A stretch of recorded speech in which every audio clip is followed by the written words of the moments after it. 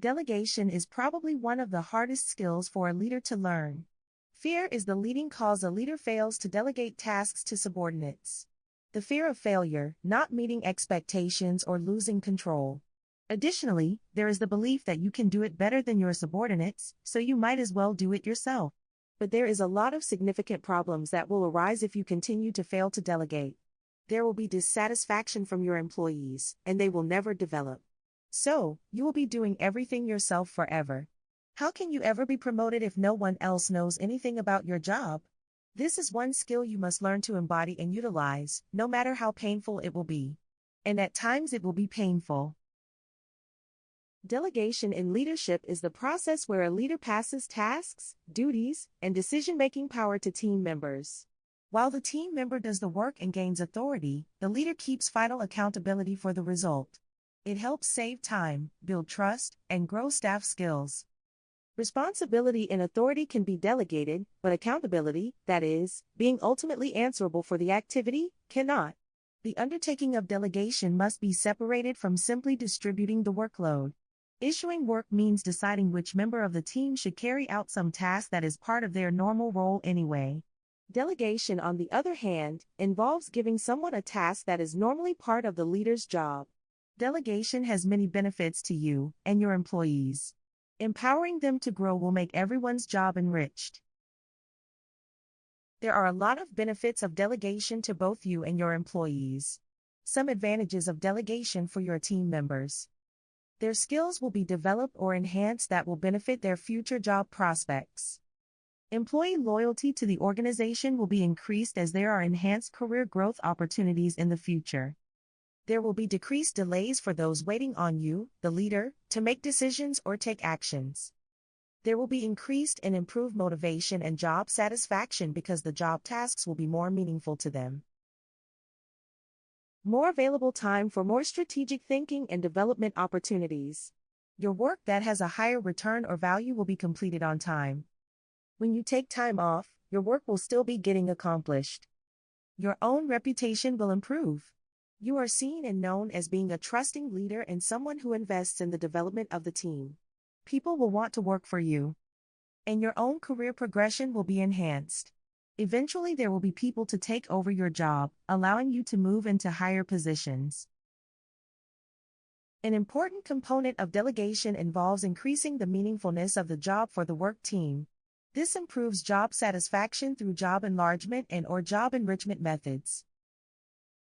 Job enlargement relates to the scale of tasks an employee undertakes in their role. Job enlargement is the horizontal expansion of a job. It means adding more tasks or duties to an employee's current role at the same level of difficulty and responsibility. The main goal is to reduce boredom and make daily work less repetitive. Job enrichment, on the other hand, is about making a job more rewarding. In this sense, it focuses on the complexity of a role by adding more control, responsibility, and discretion over how a job is performed. Research shows that employees will be more motivated in the workplace. And a more motivated workplace is more productive. These two concepts do not need to be mutually exclusive. In fact, adding both breadth and depth to a person's role can provide the extra challenge and growth required to find extra motivation. Simply adding more tasks to a workload without benefits, however, can be toxic to an employee's work life. A technique to incorporate job enrichment and enlargement into the workplace is an employee champion position. An employee champion, or workplace champion, is an employee that is dedicated to improving a certain section of the company. They are generally high-performing, engaged employees that can pass this enthusiasm on to others. These can come in the form of a safety, training, internal auditing, or quality champion. The challenge of job enrichment and enlargement is adding more tasks to your employee's plate without any tangible benefit. A leader must be able to ensure they realize the intangible benefits, the growth opportunities, and future benefits they may receive from their additional responsibilities. Some considerations may include: create the development plan. While many people view development plans as a cumbersome nuisance, it is one of your most powerful bargaining tools. If you get your manager's buy-in, the plan becomes a blueprint for future development opportunities for valuable employees. Ensuring it has the right mix of experience, education, and exposure will put them on a faster path towards their next role.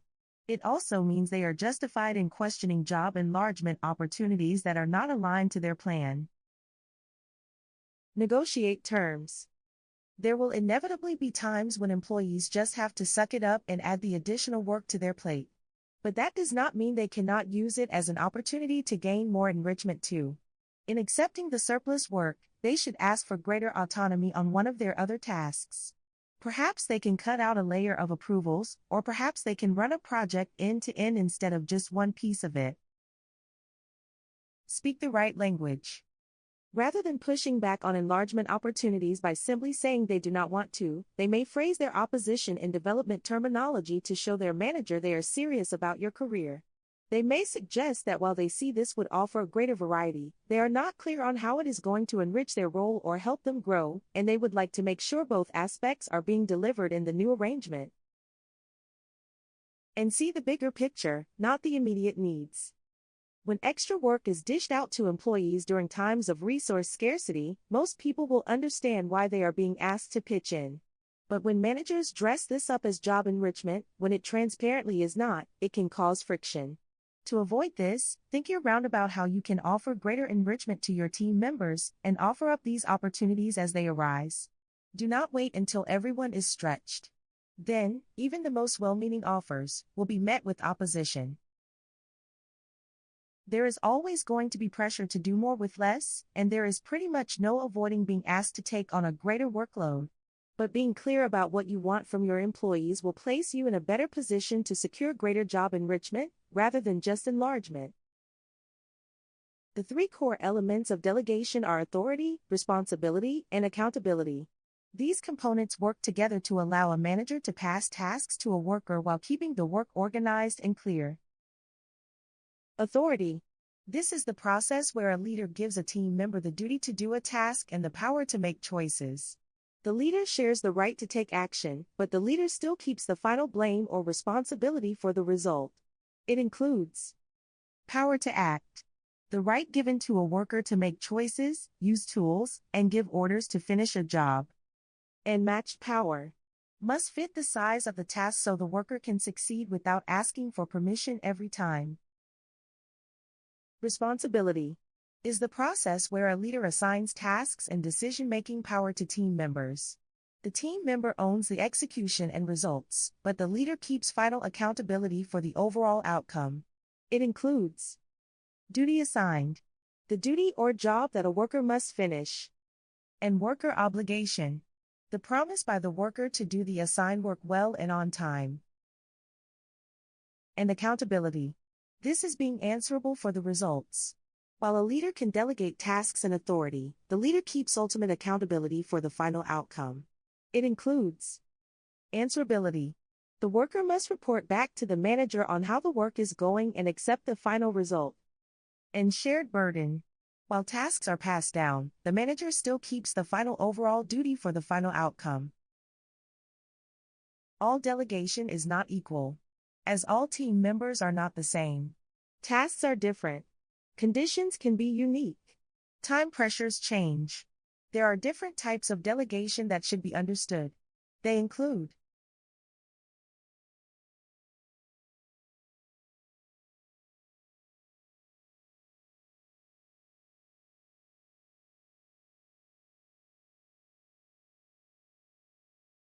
general or specific delegation. When authority is given to perform leadership functions like planning, organizing, or directing, the subordinate performs these functions and exercises the power required to carry out these duties. The leader exercises overall control and guides the subordinate from time to time. The specific delegation relates to a particular function or an assigned task. The authority delegated to a departmental manager to carrying out this function will be a specific delegation. Formal or information delegation. Formal delegation of authority is the part of organizational structure. Whenever a task is assigned to an employee, then the essential authority is also provided with it. This type of delegation is a normal function of the entity as it cannot function without it. Every subordinate is automatically given authority as per his or her assignments. Informal delegation does not arise due to position but as a result of workplace circumstances. A person may undertake a particular task not because he or she has been assigned it but because it is necessary to do the job. Lateral delegation. When a person is delegated an authority to accomplish a task, he may need the assistance of a number of other employees. It may take time to officially get help from these persons. The task or project leader may indirectly contact these persons to get their assistance, which gains their support faster than going through more formal processes. When the authority is delegated informally, it is referred to as lateral delegation. And reserved authority or delegated authority.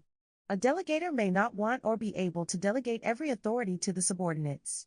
The authority which he or she retains is called reserved authority, and the authority which is assigned to the subordinate is delegated authority. Leaders try to retain as much authority as possible.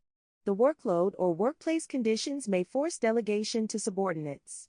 As previously mentioned, if the authority is not delegated with the task, then the desired results will not be achieved. The process of delegation should only be completed if the following prerequisites are satisfied. Willingness to delegate. The leader must be willing to delegate. If the leader is not prepared to relinquish tasks or authority, the delegation will not be effective. A leader may be forced to delegate against your will, but in these instances he or she may interfere or provide roadblocks. Until the leader is willing, delegation should be deferred. Climate of trust and confidence. A leader must trust and have confidence in employees in order to delegate. The subordinates should be given opportunities or situations where they can use their talents and experience to grow.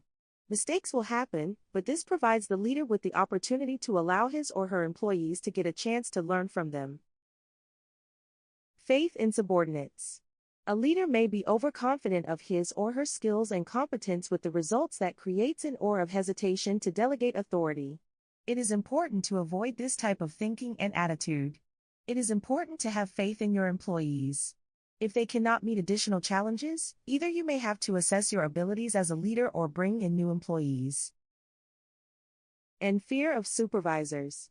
A leader may have a fear that if a subordinate is too successful, then they may take over their position. In reality, the positive performance of your employees is a reflection of your leadership abilities. The more knowledge, skills, and abilities of your workforce, the more productive they will be. And this will benefit your growth in the end.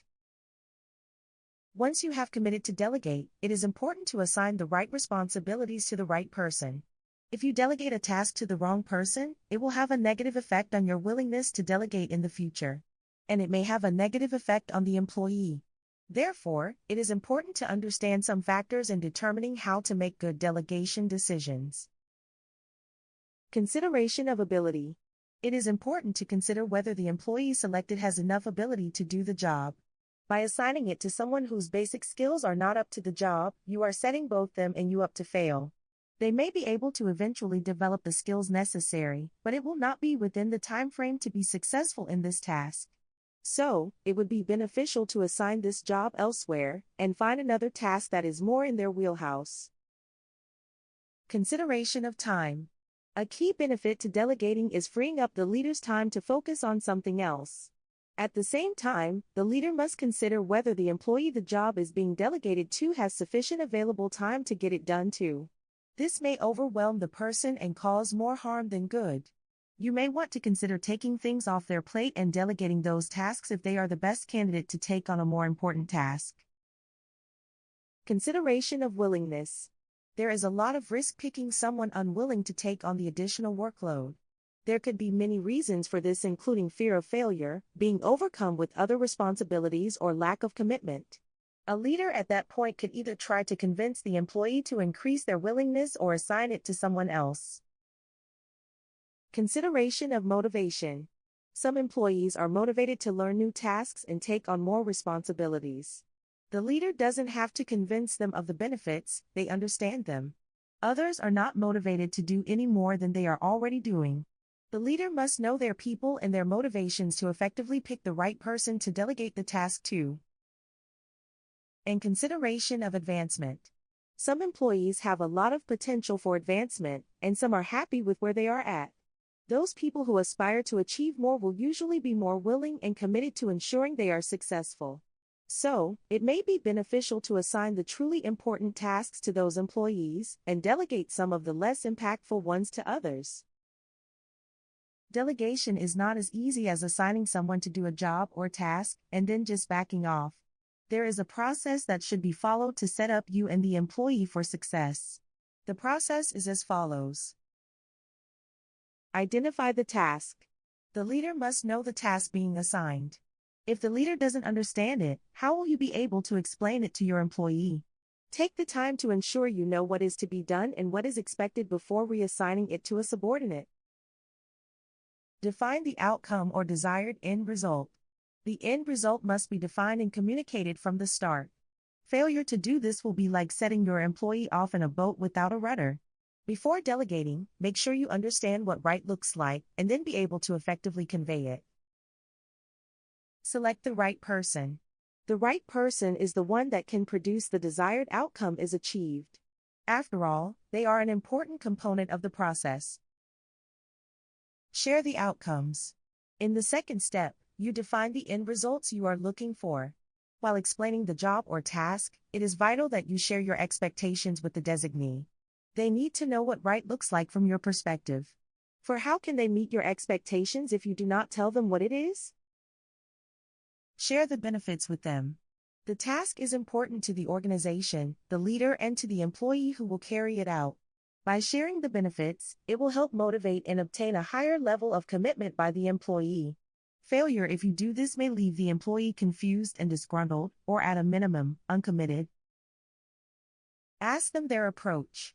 Depending on the complexity of the task, you may ask the designee what their approach will be or allow them to develop a plan of action and brief you at a later date. This is your opportunity to guide and mentor them to aid in their professional development. It is likely you have performed this task or a similar one in the past, and you learned some lessons along the way. You can pass those things along to help prevent them from running into those barriers. This will also help build rapport and show you're there to provide support and guidance through the execution phase. Determine the time frame. Jobs have deadlines, and they must be understood from the start. The employee leading the task must be a part of determining the timeline. Of course, the time frame of the job may change over time as more information is obtained, but there needs to be an understanding of when it will be accomplished. Reconfirm. At the end of task assignment meeting, a summary of what was discussed and agreed upon should be done to ensure everyone is clear. This will eliminate any costly assumptions or misinterpretations of the message on both sides, as well as clarify expectations. And lastly, follow up. Most tasks cannot be delegated and forgotten about. Following up on the progress of the job is important to reiterate its importance. If you fail to check up, the work may go off in an unintended direction based on unidentified factors or changing perspectives. Timelines may be missed. To your management, you are responsible for the outcome, so it is important that you track progress and provide support when necessary. We just covered the do's related to delegation. Now it is time for the don'ts. There are several challenges and pitfalls a leader may encounter when delegating. Some of them are: do not only delegate to one person. Depending on the size and skill of your work group, there are likely several options when deciding who to delegate tasks to. But it is easy to consistently select the same person over and over because you know they will be successful. This will prevent others from being able to grow and develop. Do not only pick your friends or favorites. It is human nature to be drawn to or have a better working relationship with a handful of employees over the rest of the workforce. It's unfair to these people, and really inequitable to the others, when you only delegate to the chosen few. Try to pick the person according to the skills and workload of the whole team and give everyone the opportunity to develop. Do not reward poor performers. By never delegating to those who usually fail to meet expectations, you reward them for their performance level.